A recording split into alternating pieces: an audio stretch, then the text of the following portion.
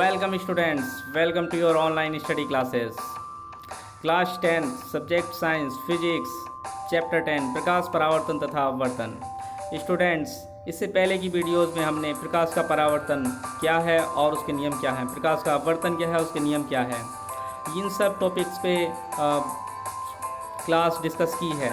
और students, lens क्या है इस पर भी डिस्कस किया है। यदि आपने वो सब वीडियोस नहीं देखी हैं तो जल्दी से उन वीडियोस पर जाइए और जल्दी से देखिए और तुरंत वापस आइए। तो स्टूडेंट्स, आइए स्टार्ट करते हैं। तो स्टूडेंट्स, यहाँ लेंस द्वारा प्रतिबिंब बनने के 3 नियम समझने से पहले हमें पिछली वीडियोस का थोड़ा सा समरी जाननी होगी। तो आइए 1 मिनट में जानते हैं लास्ट वीडियो की समरी।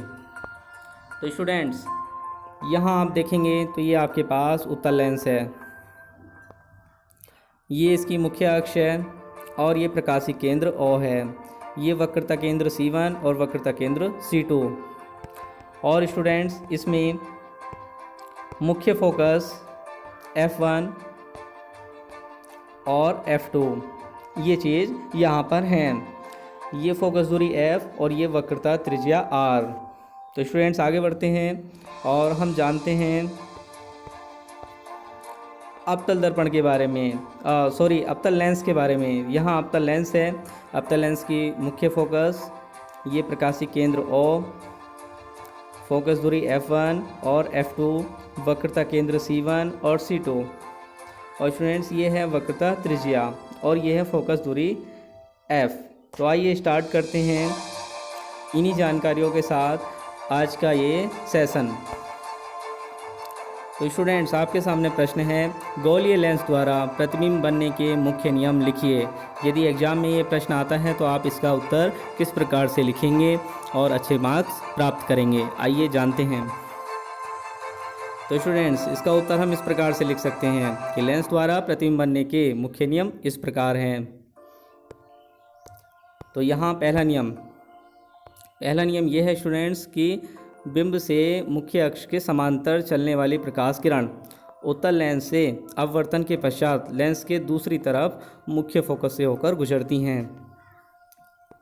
स्टूडेंट्स, यहाँ पर हमारे पास एक कॉन्वेक्स उत्तल लेंस है, ये इसकी मुख्य अक्ष है और मुख्य अक्ष के समांतर ये प्रकाश की किरणें यहाँ से चल रही हैं।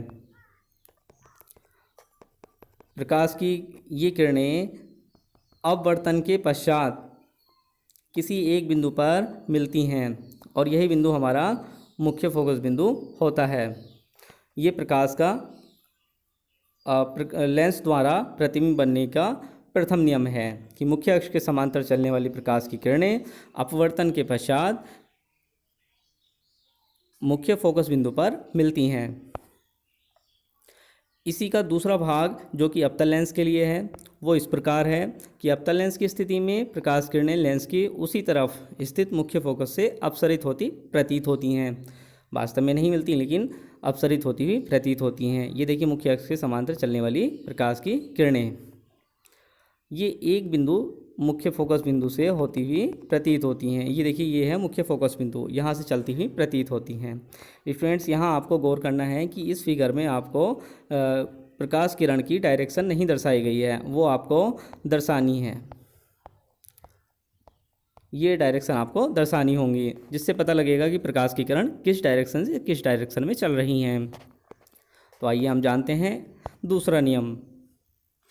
दूसरा नियम स्टूडेंट्स ये है कि लेंस की मुख्य अक्ष से होकर जाने वाली अथवा जाती हुई प्रतीत होने वाली, यह दोनों ही लेंसेज के बारे में बात कर दी गई है। एक लेंस से मुख्य अक्ष से होकर जाने वाली और दूसरी जो बात है जाती हुई प्रतीत होने वाली, ये अवतल लेंस के लिए है। आगे बढ़ते हैं। प्रकाश की किरणें अपवर्तन के पश्चात मुख्य अक्ष के समांतर हो जाती हैं। तो आइए इसको समझते हैं। स्टूडेंट्स, यहाँ पहले चित्र में हमें उत्तल लेंस दर्शाया गया है और इसके मुख्य अक्ष पर स्थित एक बिंदु जो कि फोकस बिंदु है, वहाँ से प्रकाश की 2 किरणें चल रही हैं और ये दोनों प्रकाश की किरणें अपवर्तन के पश्चात मुख्य अक्ष के समांतर हो जाती हैं। यही दूसरा नियम है कि मुख्य फोकस से चलने वाली प्रकाश की किरणें अपवर्तन के पश्चात मुख्य अक्ष के समांतर हो जाती हैं। इसी प्रकार से अवतल दर्पण की बात करते हैं, सॉरी यहाँ पर लेंस की, यहाँ बोलने में थोड़ी सी मिस्टेक है। तो ये लेंस की बात हम कर रहे हैं, दर्पण नहीं है, लेंस है। तो यहाँ अवतल लेंस की बात करेंगे तो अवतल लेंस में भी ऐसी प्रकाश किरणें जो मुख्य फोकस बिंदु पर जाती हुई प्रतीत हो रही हैं, अपवर्तन के पश्चात वो मुख्य अक्ष के समांतर हो जाएंगी।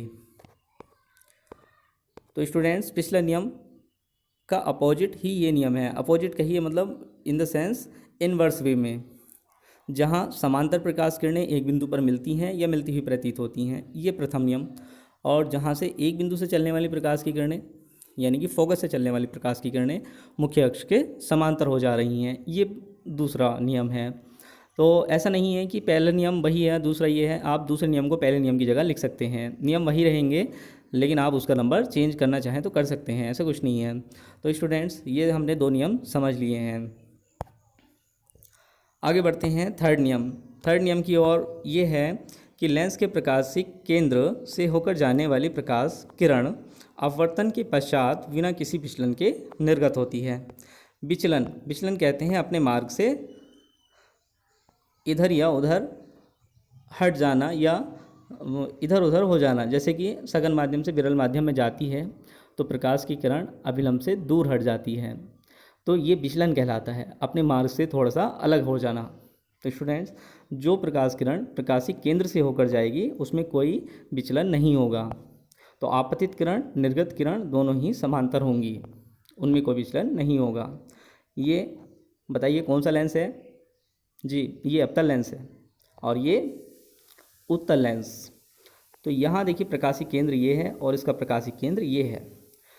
तो वो प्रकाश किरणें जो प्रकाशिक केंद्र ओ से होकर के गुजर रही हैं वो बिल्कुल सीधे निकल जा रही हैं। देखिए उसमें कोई भी परिवर्तन नहीं आया है।